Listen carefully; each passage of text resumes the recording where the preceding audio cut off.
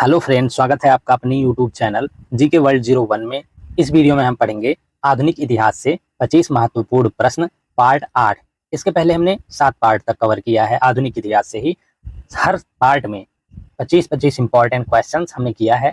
अगर आपने इसके पहले के 7 पार्ट तक नहीं देखे हैं तो जाके चैनल की प्लेलिस्ट में देख लीजिए। आधुनिक इतिहास के नाम से प्लेलिस्ट बनी हुई है। तो चलिए शुरू करते हैं पार्ट 8 क्वेश्चन नंबर 1 से। क्वेश्चन नंबर 1, किस लड़ाई में नादिर शाह ने मुगल सम्राट मोहम्मद शाह को पराजित किया था?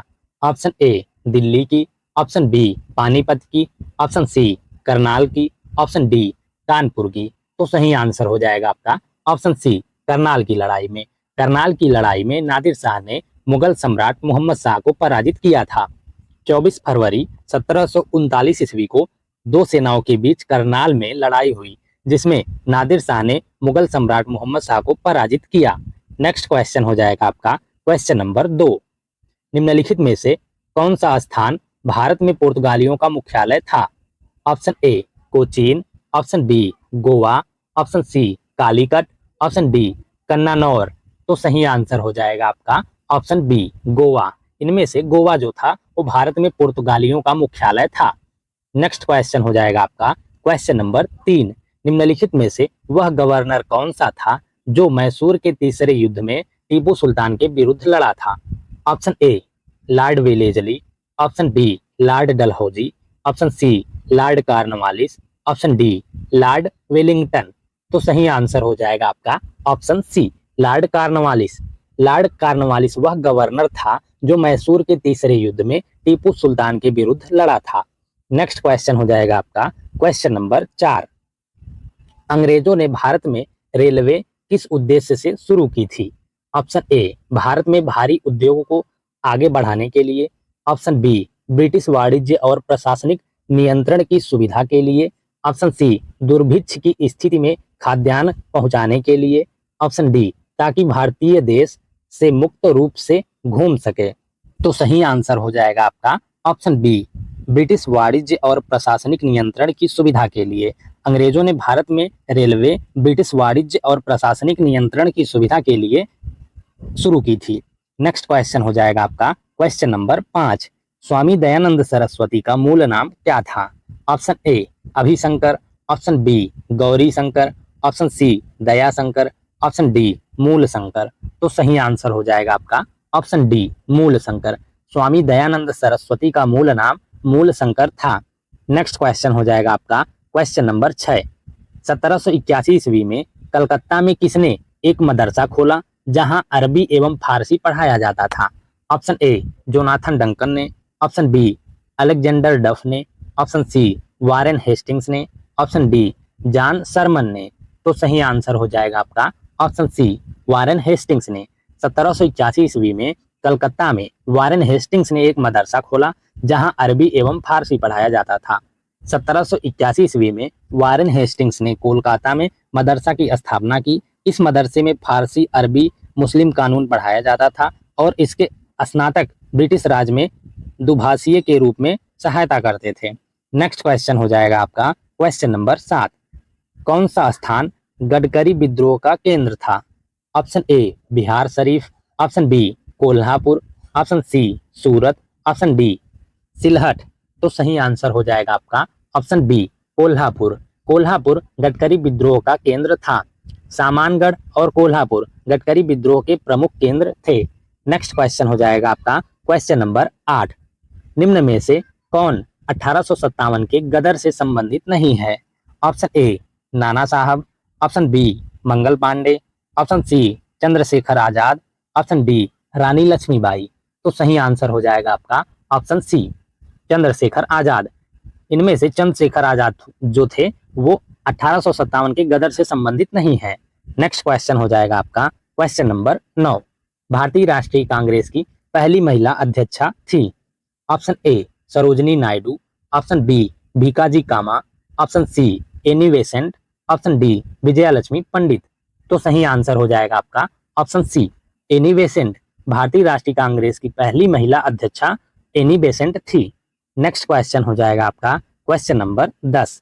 स्वराज्य हमारा जन्मसिद्ध अधिकार है और हम इसे लेकर रहेंगे, किनका प्रसिद्ध नारा था? ऑप्शन ए अरविंद घोष का, ऑप्शन बी फिरोज शाह मेहता का, ऑप्शन सी बाल गंगाधर तिलक का, ऑप्शन डी गोपाल कृष्ण गोखले का। तो सही आंसर हो जाएगा आपका ऑप्शन सी बाल गंगाधर तिलक का। स्वराज्य हमारा जन्म सिद्ध अधिकार है और हम इसे लेकर रहेंगे, ये नारा जो था बाल गंगाधर तिलक ने दिया था। नेक्स्ट क्वेश्चन हो जाएगा आपका क्वेश्चन नंबर 11।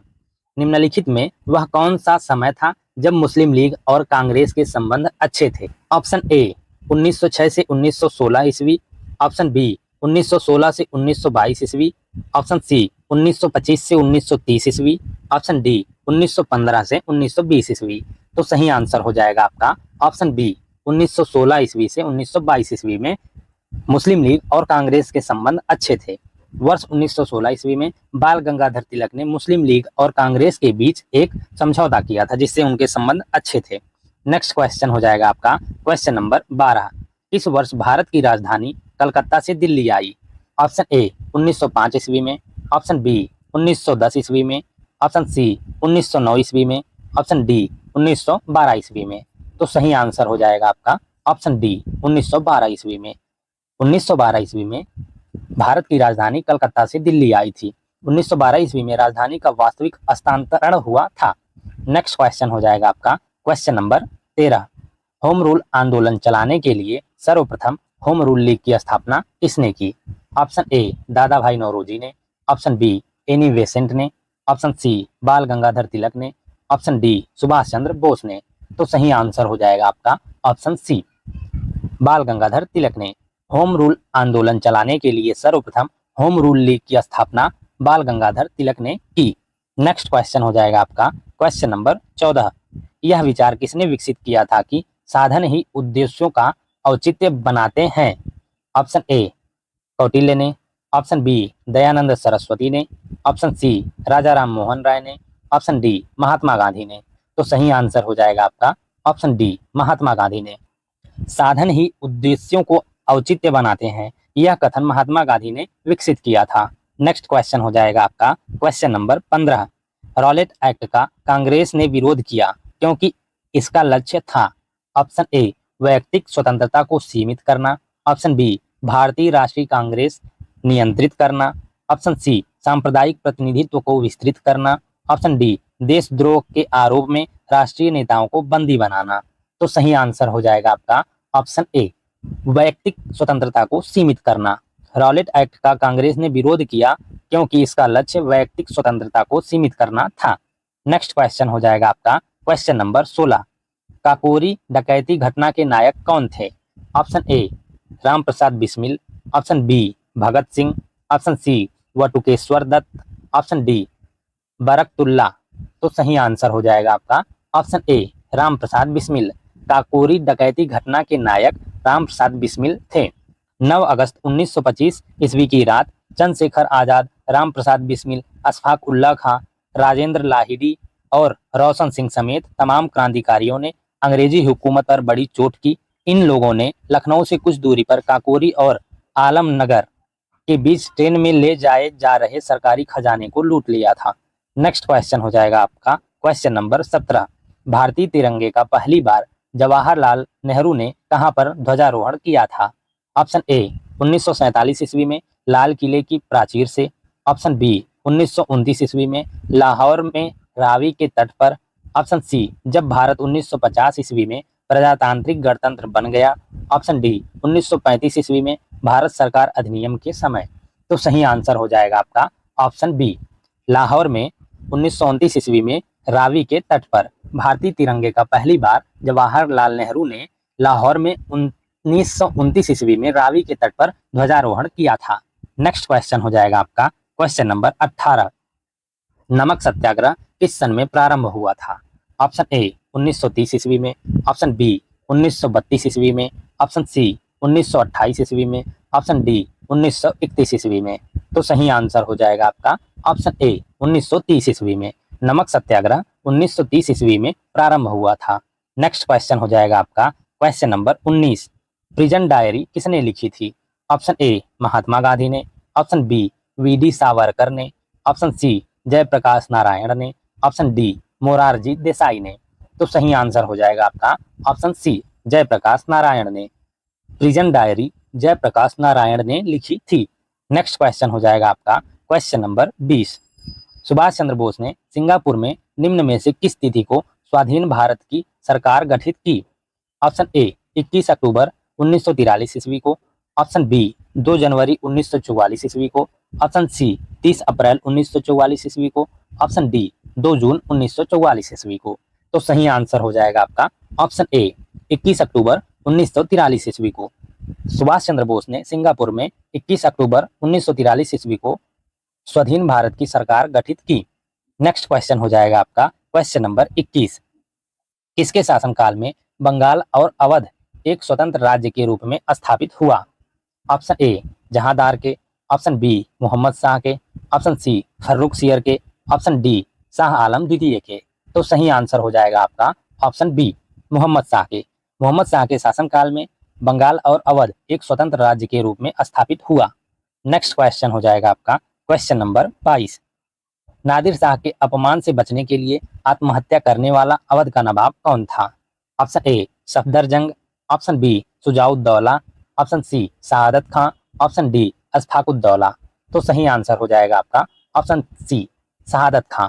नादिर शाह के अपमान से बचने के लिए आत्महत्या करने वाला अवध का नवाब शहादत खां था। नेक्स्ट क्वेश्चन हो जाएगा आपका क्वेश्चन नंबर 23। 1651 ईस्वी में मुगलों द्वारा बंगाल में किस स्थान पर ईस्ट इंडिया कंपनी को व्यापार करने और फैक्ट्री बनाने की अनुमति दी गई थी? ऑप्शन ए कलकत्ता में, ऑप्शन बी कासिम बाजार में, ऑप्शन सी सिंगूर में, ऑप्शन डी वर्धमान में। तो सही आंसर हो जाएगा आपका ऑप्शन बी कासिम बाजार में। 1651 ईस्वी में मुगलों द्वारा बंगाल में कासिम बाजार में ईस्ट इंडिया कंपनी को व्यापार करने और फैक्ट्री बनाने की अनुमति दी गई थी। नेक्स्ट क्वेश्चन हो जाएगा आपका क्वेश्चन नंबर 24। नाना फडणवीस का मूल नाम क्या था? Option A Mahadji Scindia, option B Tukoji Holkar, option C Balaji Janardan Bhanu, option D Narayan Rao. तो सही आंसर हो जाएगा आपका ऑप्शन सी बालाजी जनार्दन भानु। नाना फडणवीस का मूल नाम बालाजी जनार्दन भानु था। नेक्स्ट क्वेश्चन हो जाएगा आपका क्वेश्चन नंबर 25। भारतीय सिविल सेवा में अर्हता प्राप्त प्रथम भारतीय कौन थे? Option A Surendra Nath Banerjee, option B Subhash Chandra Bose, option C Satyendra Nath Tagore, option D Rabindranath Tagore. तो सही आंसर हो जाएगा आपका ऑप्शन सी सत्येंद्र नाथ टैगोर। भारतीय सिविल सेवा में अर्हता प्राप्त प्रथम भारतीय सत्येंद्र नाथ टैगोर थे। Thank you guys for watching. इस वीडियो में हमने आधुनिक इतिहास से 25 महत्वपूर्ण प्रश्न पार्ट 8 तक कवर कर लिया है।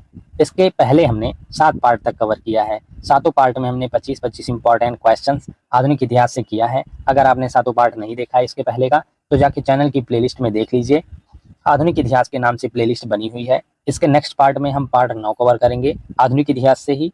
उसमें भी हम 25 नए महत्वपूर्ण आधुनिक इतिहास के क्वेश्चन के साथ आएंगे। तो वीडियो में कंटिन्यूअस बने रहिएगा and thank you for watching.